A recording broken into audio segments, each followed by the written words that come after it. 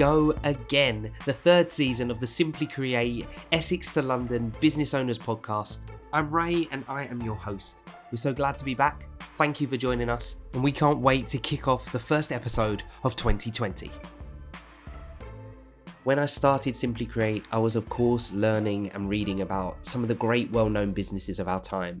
But really, I wanted to hear from people that were a lot more local to me and that I could reach out to. I wanted to get more involved in a business community that I was hopefully going to be a part of.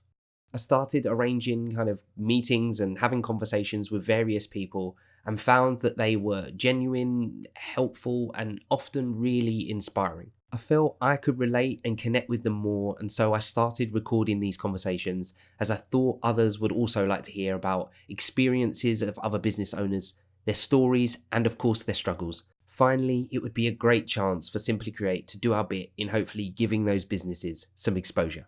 This is now the third season, and so if you're new to listening, you have loads to catch up on, and if you're returning, welcome back.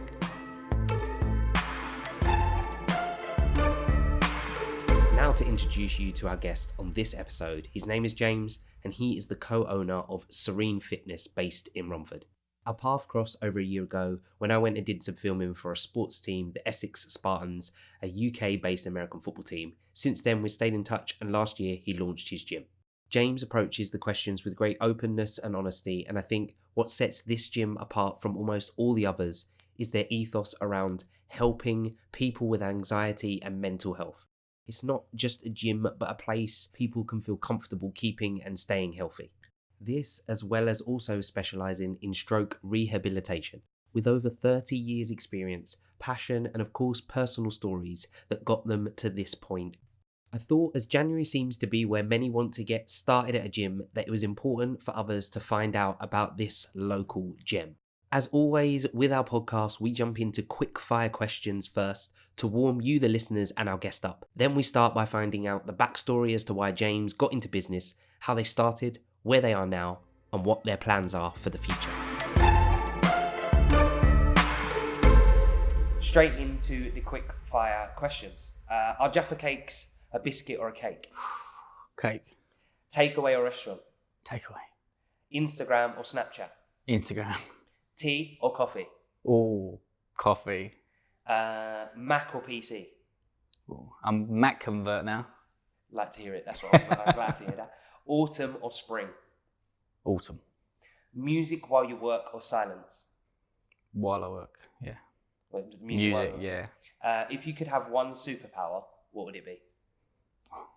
Speed. If you could have, what is your least favourite chore? Mowing the lawn. My wife will agree with that. One thing you would definitely take to a desert island? iPod. Morning person or night person? Night. Favourite album, past or present? Slim Shady LP, I think. One of the first ones I bought, so kind of... Peanut butter, crunchy or smooth? Crunchy. And have you got an either or question you'd like me to ask guests in the future? Yeah, I suppose, whether they prefer to work indoors or outdoors. Indoors or outdoors. So future people, you're going to get that question. Okay, so James, no one knows anything about you. We've just jumped in with some random questions, so they know a little bit. But this is your chance to now tell them all about you. So just give us a rundown, what you enjoy, who you are, where you come from, that kind of stuff. Yeah, so obviously my name's James, and I sort of work in and around the mental health industry. I've been in fitness pretty much my whole life, in and out, whereas I was in the forces, come out, enjoyed the physical side, found a job in that sort of field. And even when I made the transition into mental health, it was around sports. And so I don't know really. Whereabouts did you grow up? Yeah, so I originally come from Brentford, but I've moved around a lot. We joke about my family's like a modern day traveller. We'll literally travel from house to house. My mum will get bored. I think I worked out that I've been to 13 schools, which probably explains why I could, like my social anxiety, I made the transition quite easy. I weren't really eager to make new friends, so I weren't really bothered when I lost new friends, which is a... You always thought there's no point, I'm moving on. Yeah, pretty much. And I weren't really an outgoing person, so I never really made friends easy. So transitioning from school to school was a lot easier for me. Okay. What about like family, hobbies? Like what stuff do you enjoy to do outside of work? Yeah, so well, I play for the Essex Spartans, which is I didn't know that, but yeah, of course I did. of course you did, yeah. Which is an American football team based in Essex, obviously, one of two. We've fortunately been promoted to Division 1 this year, and the only Essex team now in Division 1. Congratulations. Which is amazing. Yeah. Keeping fit. I'm a massive geek at heart as well, so I love to play the Xbox if I've got time. I sadly don't have a lot of time. Favourite game? Oh, I don't know. The Fallout genre. What about past and present? Yeah. Yeah? Yeah, I'm a big Fallout fan. I've just finished the new one, the Outer Worlds. Okay. So I'm not a big gamer, so that really means nothing to me, but I've heard of it at least. So, you know. For the ones that do, yeah. Gears of War, things like that. I jump from game to game. I'm not massive. I'm more of a role-playing gamer than sports games. If you had to compare yourself to like a game character or a movie character, who would you say you're most like, or who would you say that you'd like aspire to be like, maybe? Oh, I don't know. I think not in terms of build or anything like that. But what he's done, I think Dwayne Johnson's done well for himself, and he doesn't take himself seriously. See, I'd love to be that sort of person. If I was hopefully successful in the future, I don't want to take myself too seriously. I've always joked about with my wife that if I ever made an absolute fortune, I'd probably still shop in Primark because I hate spending money on clothes. And I don't think that's ever going to change. That's fair enough. Well, at least I know where I'll find you. Yeah, definitely. I just go start hanging out in Primark. Yeah, you just see a massive entourage around Primark. I think he's a great example of someone who's worked hard for definitely what they wanted, and versatile. Obviously, started out in one genre and been able to grow out to a massive movie star now. Yeah, and all that kind of stuff. So. And he's definitely. And who doesn't love The Rock, right? Yeah, he's definitely an inspiration. Look at it. If anyone ever doubts that there's bad foods and good foods, watch what that bloke eats at the end of the day. His cheat days are immense. He's like 2 pizzas, stacks of pancakes, bacon, maple syrup, the lot. And he's ripped. So people, you've got to eat broccoli and veg and that's the only way you're going to get healthy. No, it's not. It's just... No, valid point. Now all I'm going to go do is onto his Instagram saying and look for all his cheat days. Oh my God, it's just so impressive, his cheat days. I wish I'd get away with eating that. I think I'd put on weight that day. So tell us, people that are obviously listening, about how you got to the point you are now in your business. So tell us the legal story. I know we briefly talked just before we came on here and you gave me, but give it to us in detail. Tell people about the journey of what you were doing and what sparked the idea and then how you're here. Yeah, so my journey was a bit of an up and down one. There is I don't tend to go in too much detail because it stops my family from getting involved in my sort of story, but there are stories out there that I did for a news report about the time where I went on holiday and tried to take my life because I didn't understand my social anxieties. I weren't aware of it. And then from then on, I just had a busy life, so it never really cropped up again until later on in life. I got involved in the sports industry, fell in love with that, fell in love with helping people, and then some stranger called Wayne Banks come along and absolutely turned my life upside down with this horrendous idea of building a program about people with mental health and getting them into fitness. Mm-hmm. And it was the bane of mine and my now business partner's Neil's life, because where we were operating a leisure centre, it was chaos. And over the months, me and Wayne got really close and he helped me discover about my mental health. And then from then I had this idea, we're talking about 5-6 years ago, about opening up a leisure centre that was fully inclusive, that had no barriers to it whatsoever, absolutely none.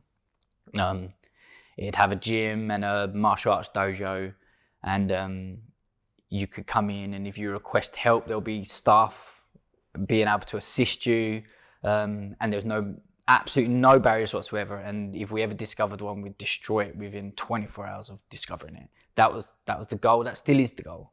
And then we kept developing that idea, and we tried things and failed things. And through Fitness in Mind was running at that time as well. That was a 12-week program where people with mental health could train for free. Found out that physical activity does absolutely wonders for people's mental health, but in a way we never understood. We assumed that people would come in, get fit, and automatically get better. But in fact, we had to work on their mental health to get them fitter, which then in turn improved their mental health. So we discovered these like trends that had never been discovered before. Discovered we were saving the NHS £3 million every 2 years in social care. Amazing. And that sort of sparked it. So me and Neil, my business partner, always joked and said that we was going to own a gym. And then I kept obviously dragging him more into my outrageous ideas of Serene Fitness.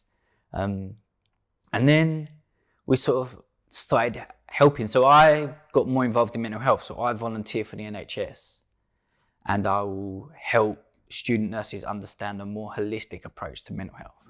So this year, I spoke to 28 different student nurses and explained about a more holistic approach. So when they deal with people in the service industry and people that are in desperate care, they now know of a third method. So you have your therapy, your medication, now they're aware of a holistic approach. Nice. So they can introduce that for themselves and be self-aware.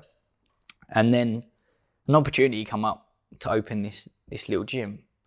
And we joked about it and took a risk, and it happened. So then... By the way, this is the gym we're actually sitting in. Yeah, yes. People that are listening don't know that we're in the gym. So, we're actually here. But yeah. And so he was like, right, so now this is what we call our sort of lab. This is where we experiment with the sort of the barrier stuff. So we've got a mobile fitness app that we use with our members are not sure what to work out. They just ask us, we can schedule them a workout, no problem. We've got a full nutrition and macro calculator set up so we can get them their calories set up. No extra charge to our membership. We're always on hand to deal with them. So it's like, if they're the only person in the gym at the time, then it's pretty much like a one-to-one free personal training session. And we meet and greet anyone that comes in that wants a membership ourselves. So one, we can't afford anyone to be here, but two, we want to know who's in our gym. And we want to make sure we're providing that service to that people. And also relatable, right? You can talk and relate to anybody who's coming in and whatever questions they've got. And definitely, and I think the amount of people that come in and go, oh, I'm really, really nervous about joining the gym. I don't know what to do. And then when we get talking, I'm like, oh yeah, by the way, you do realise I hate going to the gym. And they're like, what? I'm like, I hate going to the gym. When I didn't own a gym, if my bag was packed wrong, if I didn't have my headphones, if the battery was dead on my headphones, or I discovered something was missing, when I got to the gym, I turn around and walk out. So it's not like I was this gym machine. I had barriers that I had to struggle with every day. So that's how I know how to overcome these barriers. So really, you're looking at like 5-6 years ago, a personal experience, also your own work experience combined with that, because you've obviously found that fitness was something that helped you and was helping you. And then obviously the environment you were working in with different people, and then you got to the point where, talk us through how you actually got to here, this bit here, so this last bit. So how did that story of this gym come about? Yeah, so like I said, it was always a design in my head, and it took. Now my sister said to me the other day, she was like, "How do you know so much about mental health? Is there a course I can take?" I was like, to be honest, it took 3 years of someone tearing my life apart and examining it with me, and then another 3-4 years of intensive exposure with all these different mental healths for me to realise, right, these are the similarities, this is how it works. So we sort of played on that idea of how do we get people through the door, and that's what it was. So we had the opportunity to, sort of purchase this gym off of an old gym. So we went ahead and did that. Fortunately, like the kit and stuff was here. Which is a brave decision in itself. Yeah. It came up. Yeah, well, I was made redundant a year before we purchased it. So I was jumping back and forwards between what I can do and trying to get Fitness in Mind off the ground. But sadly, it was a charity, so it needed a lot of trust money. And that didn't happen. So it was sort of like a make and break moment to go for the gym. And then at the time, Neil was developing his stroke rehabilitation stuff as well. So we spoke this out to an investor who was really, really keen to go big on it. And then he sort of like took a step back. Yep. Okay. So he's like, all right, let's just do this then. We managed to get a bit of money off someone and sort of just went all in. And sort of took the risk. Yeah. But we do everything. So we do stroke rehabilitation here as well. So and the stuff that Neil does with his stroke survivors is absolutely crazy, and to the point that we're looking at it from a different approach. It's never been approached. If you go to any physiotherapy, especially with stroke, they'll look at the physical symptoms and they'll fix them, and they'll absolutely negate the mental health side of things, to the point that Neil was coming to me for advice, and we was like, right, let's just combine the two. Yeah. I know how to work with people with mental health. You can do your stroke. So when you need advice, you come to me, I help you out, you give it back to your clients. And every now and then I will sit on one of Neil's stroke sessions, and I will look at it from another perspective to add more value to that session for that person. Yeah, great. And we had one session where Neil was working really well, going through what you do. You get taught, so you teach people a certain way. And I just suggested something from the perspective from me. And Neil's open-minded. He was like, yeah, great, let's go for it. Next thing you know, this person was getting up by themselves. And without using their arms. Yeah. Amazing. Yeah. The combination of you two working together with your experience, fusing it together, is kind of helping to definitely different angles and potentially accelerate some people. And that was a sort of light bulb moment, and we realised that no one in the world was doing this, which is a bit of a pain, really. So let's go to the point where you tell people the name. I know you've mentioned it before, but the name of the gym, where you're based, how people can get in contact with you, because one of the things this podcast is also about is exposing people to what they don't know. So definitely plug it. It's not shameless. It's nothing. It's go for it. Tell people how they can get in touch with you. They may, and all the things you've already talked about. We haven't even got into the next part of the podcast yet, but all the things already. I'm sure that's gonna really, So the company is called Serene Fitness, and obviously this is the name of the gym as well, which is based in Romford, behind Smoky Shack, if anyone knows it. Is the biggest point of interest that people know. It's tucked away in a dingy little car park that no one really can see it. So people can just go onto our website, which is just serenefitness.co.uk. It's straightforward. Email us at hello@serenefitness.co.uk, or phone us on 01708 755 379.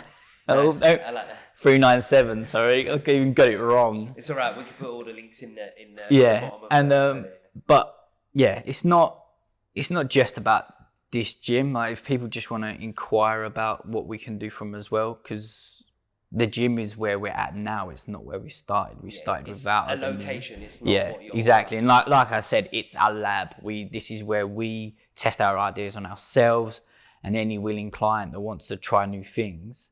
And ultimately, who is, you've already said there's no barriers, so inclusive is definitely something you are, but ideally, who are the people that you think could benefit the most from Serene Fitness? Yeah, so strangely, we try and get people that don't like using the gym, that have been turned away, put off. And I'm honestly sick of hearing going, oh, I was at a gym, but I didn't know what to do. And I'll be like, why not? Why the hell was you allowed in that gym and be ignored.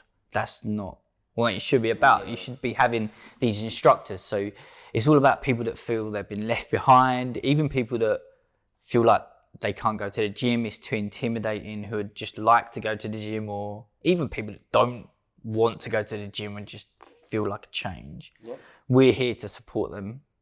And it's not just physical. We're quite happy for someone to come in, have a chat, and then walk out the door, to be fair.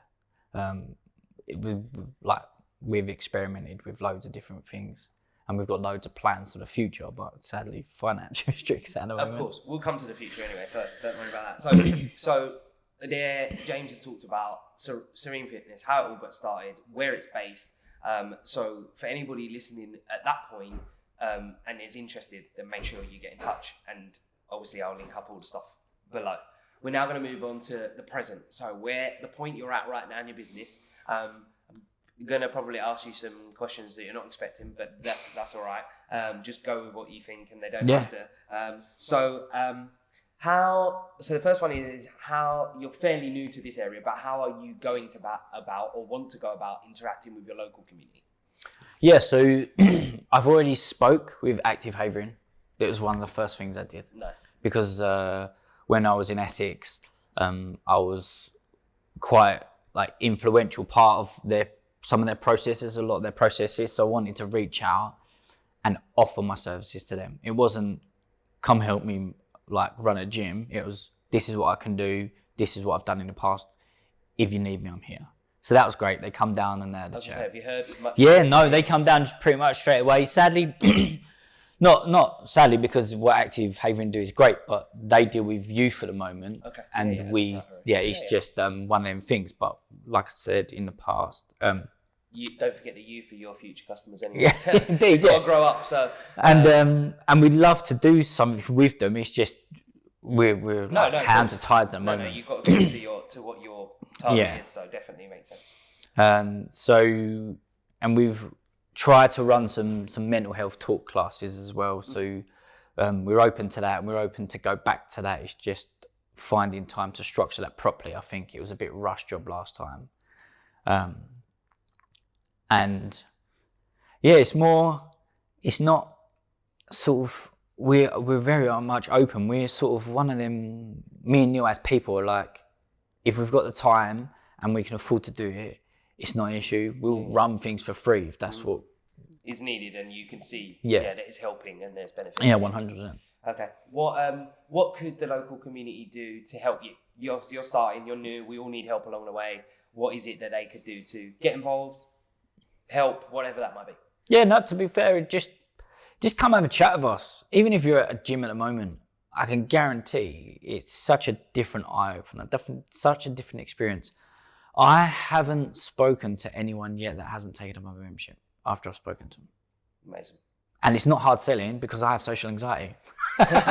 So I can never hard sell. And also, this is long conversation, so probably at the end of this, I'm going to be like, so, should we talk about what you offer, what packages? Here's my bank card. It's so, I can't hard sell. Sadly, it's annoying because part of business you need to be able to hard sell, but the way I operate is I tell people how I relate to them, and that tends to work, and I'm open and honest, and so's Neil, and that seems to be a real shock for people. Mm-hmm. Yeah.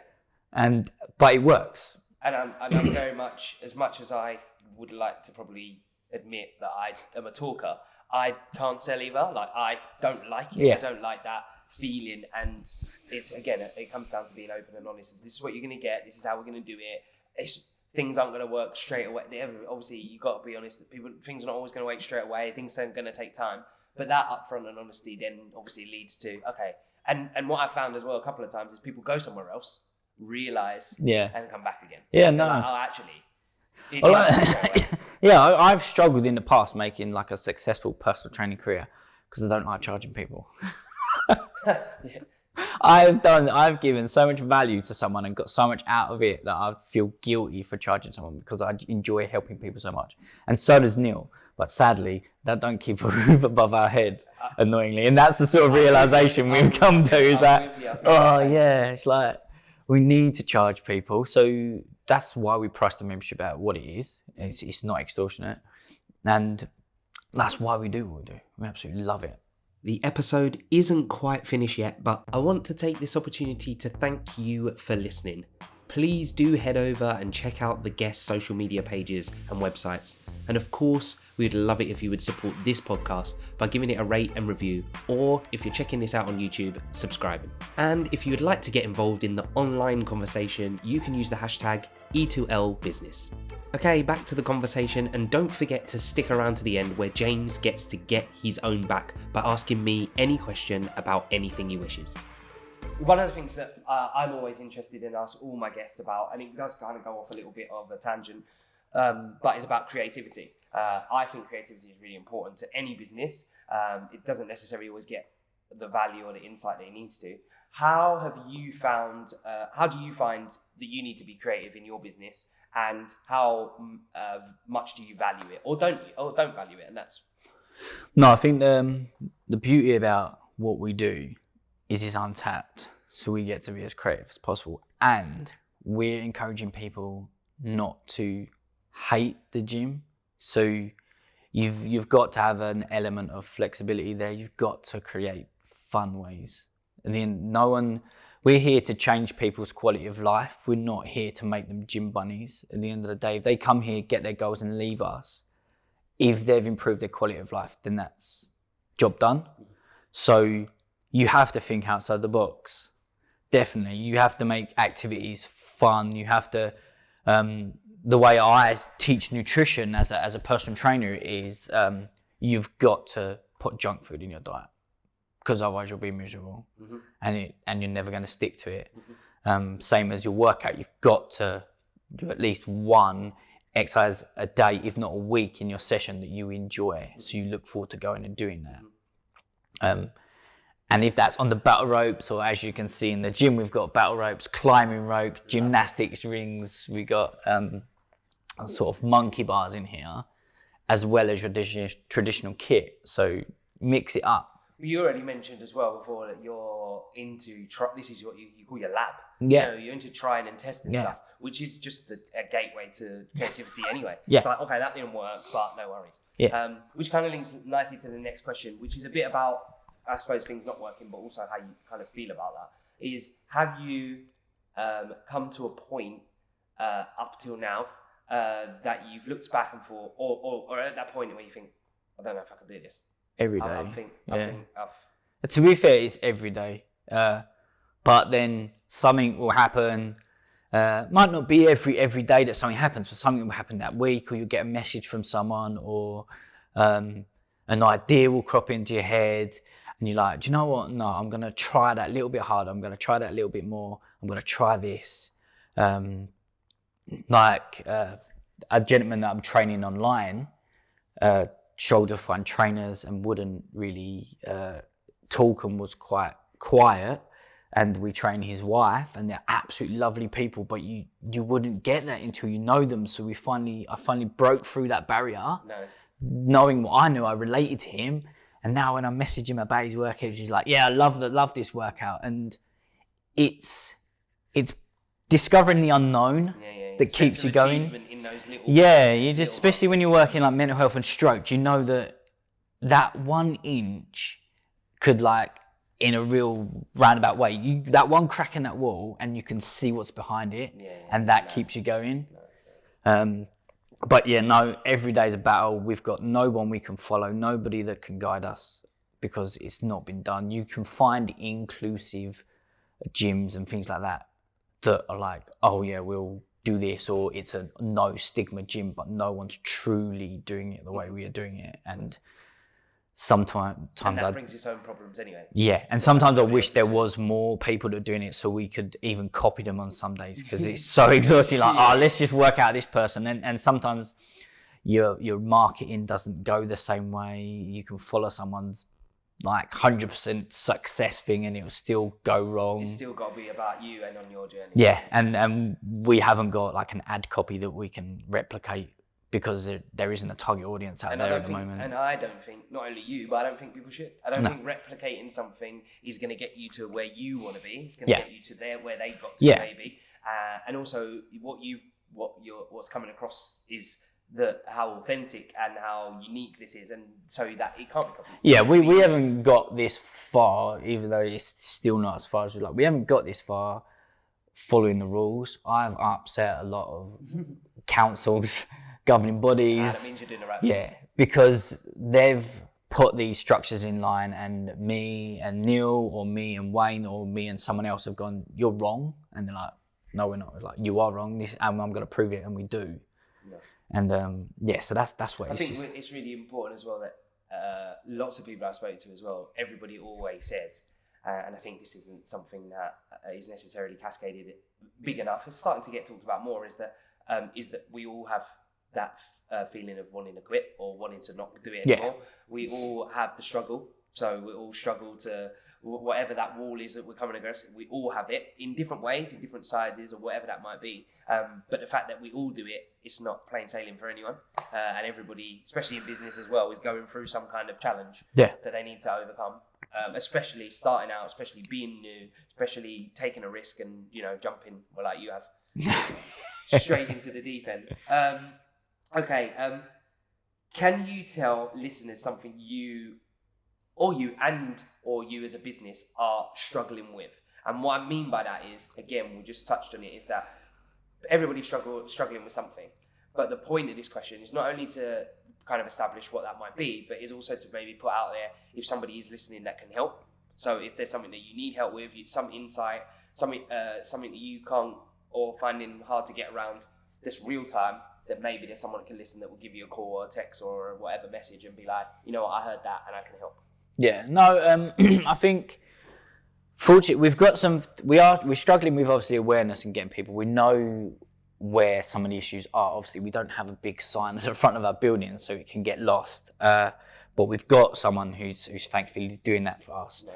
But it is literally getting it out there and people just taking it, like I said, people taking a chance and just coming to have a chat. So basically, anybody listening to this podcast, share it. Yeah. Share definitely about Serene Fitness, and that's half of a lot of your struggle right now. Yeah, it's just exposure, really. Yeah, I agree, and I think like that again, with so much going on, breaking through.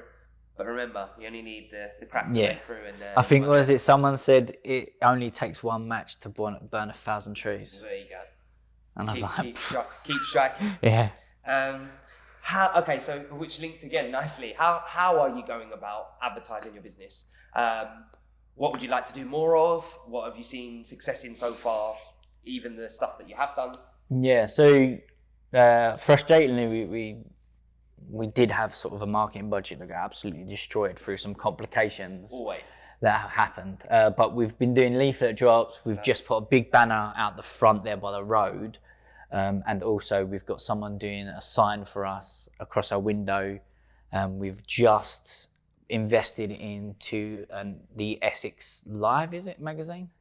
And we've got an actual back of the book and inside front cover of that. Nice. And we managed to negotiate a really good deal for that for a whole year. So that's going throughout the whole of Avon. Great. And then your Essex is called, apologies. And good helping hand by Neil there in the in the background. Yeah. But we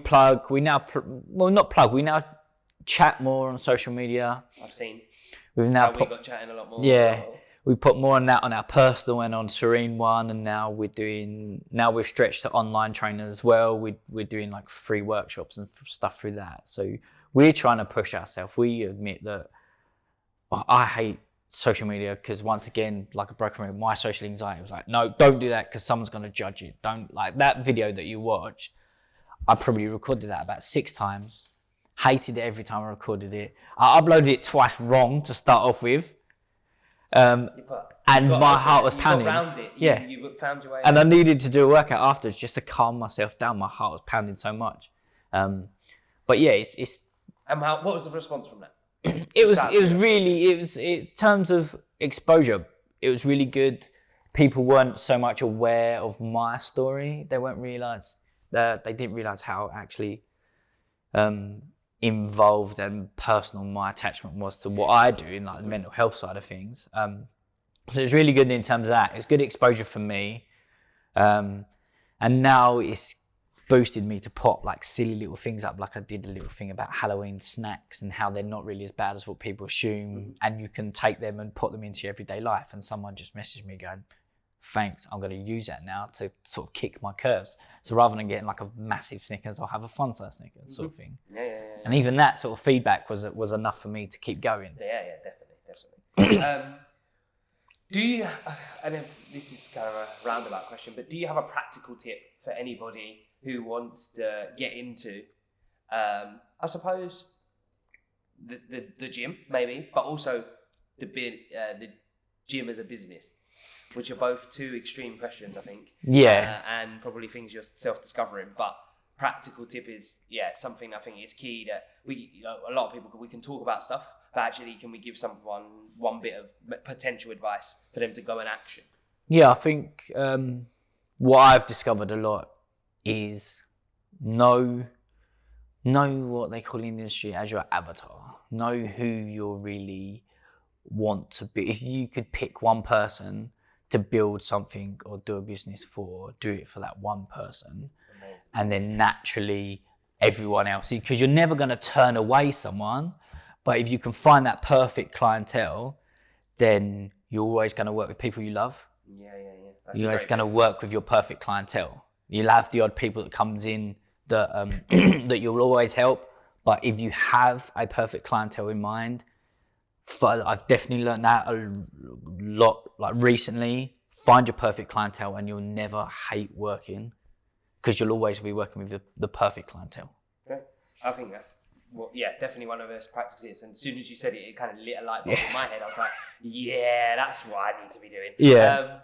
So we've talked obviously in this section about community, about creativity, about advertising, about struggles, about thinking about quitting, and then obviously about a practical tip. Moving on to the future now. So this is where you get to paint pictures of where you're going to be in a year, 5 year, 10 year, and you get to make it up as well. So you get to kind of really go for it and hopefully tell people where you want to be in. So first of all is, what are you most excited about for Serene Fitness for the next 12 to 18 months? So not too far away, but far enough away.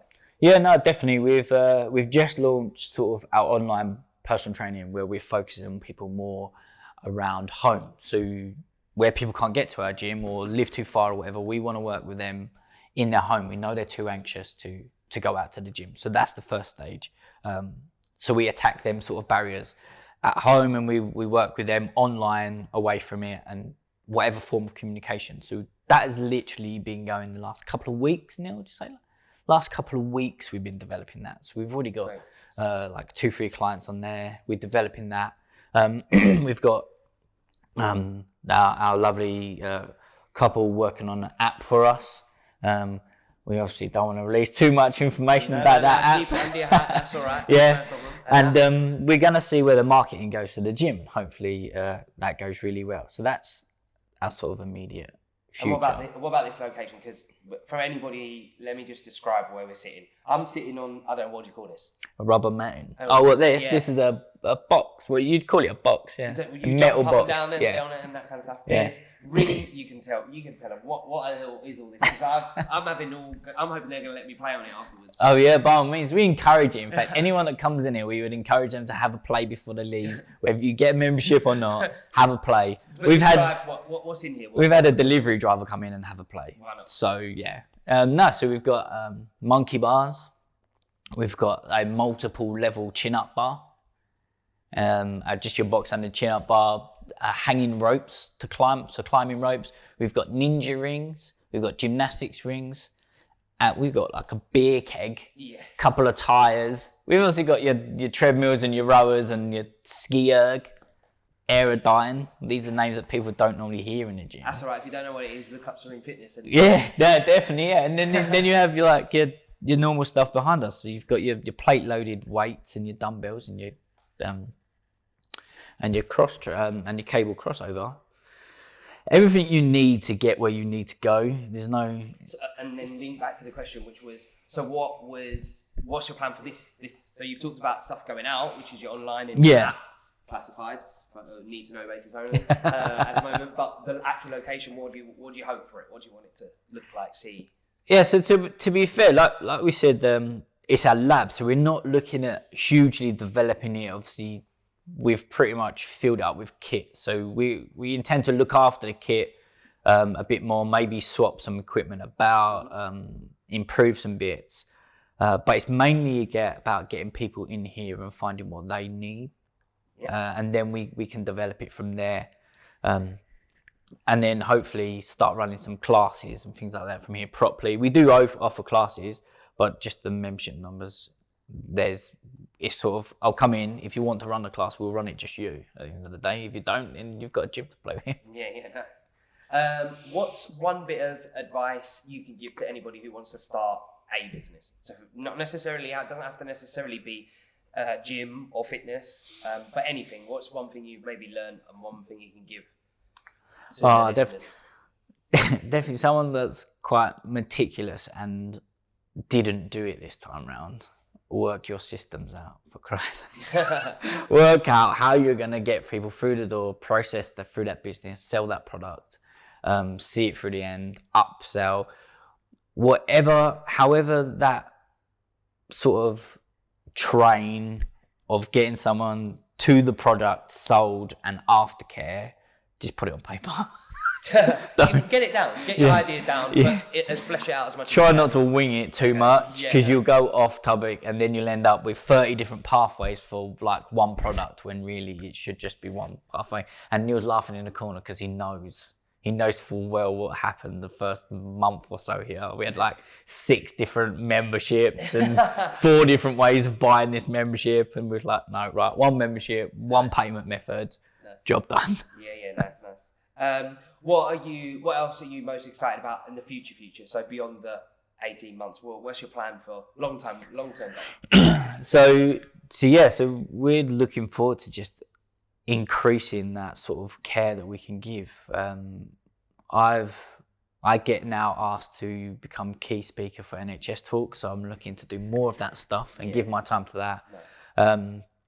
Nice. Neil has got some stroke survivors that are coming towards like the end of their first lot of training, where you can see like the most development. So he gets to like sort of shout about them. So it's just literally racking up the numbers of people that we help. It's about, I think as well, the balance is of course you need to get people through the door. It's a business. But at the end of the day, the more people you get in and the more stable you get, actually the more time you'll be able to give to help the people as much as you want to. Yeah. So you're always helping them, but more, and like I said, like it's always, someone asks me all the time, like, what I want to do personally. I want to earn enough money so I'm comfortable. Always. And then be able to invest my time back into people.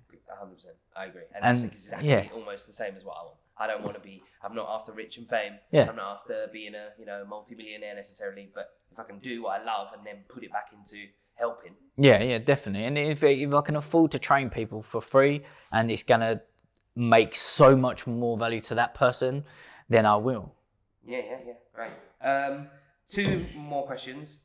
One is, it's a bit of a scenario question, and this is definitely a bit out of the blue, but this is really to help people, younger people that are starting out. It's a scenario question. If someone's just come out of school, out of college, out of uni, and don't really know what direction they want to turn in or where they want to go, how would you say they should take a leap or try and stand out to get to where they want to go, wherever that might be? Yeah, no, definitely. In fact, I was thinking about this because I've got a young boy. He's not even 2 yet, but how would I direct him in the future? And it's definitely find out what you love to do and make a career out of it. Absolutely, 100%. Find out. It doesn't matter whether people around you say it's worthless.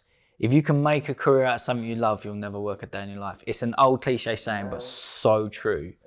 At the moment, I don't get a penny for stepping foot in this gym, and yet I come here practically every day after my second job to sit, work with clients. And if I didn't like it, I would have stopped. Yeah, of course. You wouldn't have. You would have got off the ground. Yeah.